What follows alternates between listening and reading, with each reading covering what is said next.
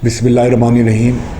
मैं Sheikh Mohammad Tariq Rashid, divisional general secretary Pakistan Muslim league Noon Multan और साबिक MNA, साबिक मेयर मुल्तान आपसे बात कर रहा हूँ वॉइस न्यूज़ के वसादत से। और आज मुझे जो मौका दिया गया है इस मुल्क की हालात के बारे में बात करने की मुझे मौका दिया है, तो मैं ये बताना चाहूँगा कि इस मुल्क में अल्हम्दुलिल्लाह इस वक्त मुस्लिम लीग नून की हुकूमत है, लेकिन इस हुकूमत को जिस तरीके से हासिल किया गया वो एक बड़ी तकलीफ दे बात है। 4 साल में जो साबिक हुकूमत थी उन्होंने इस मुल्क का जो बेड़ा गर्क किया था, जो इसका हशर किया था, वो किसी से छुपा हुआ नहीं है। आज हम उनके जो बोए हुए कांटे हैं वो आज हम चुन रहे हैं, और सारी जिसके कर्ब में पूरा ये मुल्क मुब्तला है। तो इंशाअल्लाह ताला मैं ये समझता हूँ कि ये मुल्क इस वक्त मजबूत हाथों में है, और इसके सरबराह मियाँ मोहम्मद शहबाज शरीफ साहब हैं, जो एक माने हुए माशाल्लाह तजर्बाकार एक सियासतदान है, और हमारे कायद मियाँ मोहम्मद नवाज शरीफ साहब हैं कि जो इसके लिए सारी कोशिशें हो रही हैं कि इस मुल्क को दोबारा इसकी असली हालत में लाया जाए।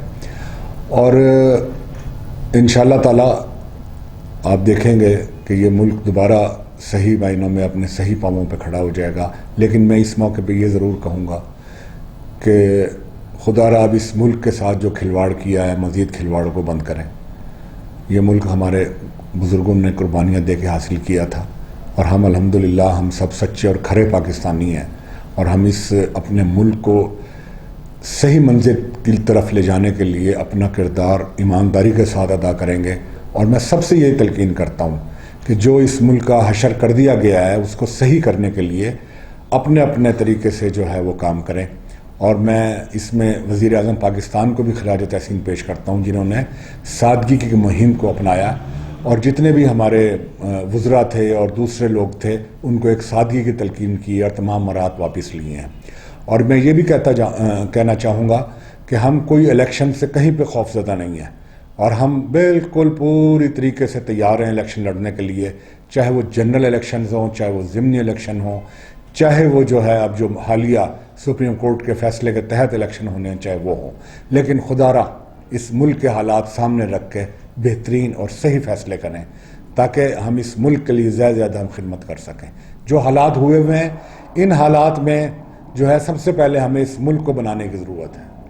और मैं उन कुव्वतों को भी ये बताना चाहता हूँ कि इस मुल्क के साथ अब खिलवाड़ बंद कर दें, आएँ हम मिलकर इस मुल्क को सही मंजिल की तरफ लेके चलें। ये कोई बात ना हुई कि जब मर्ज़ी असम्बलियाँ तोड़ दी, जब मर्ज़ी असम्बलियाँ बहाल कर दी, जब मर्ज़ी इस्तीफ़े दे दिए, जब मर्ज़ी इस्तीफ़े वापस ले लिए। ये मुल्क हमारा है, और इंशाअल्लाह ताला हम इसको सही करके दम लेंगे।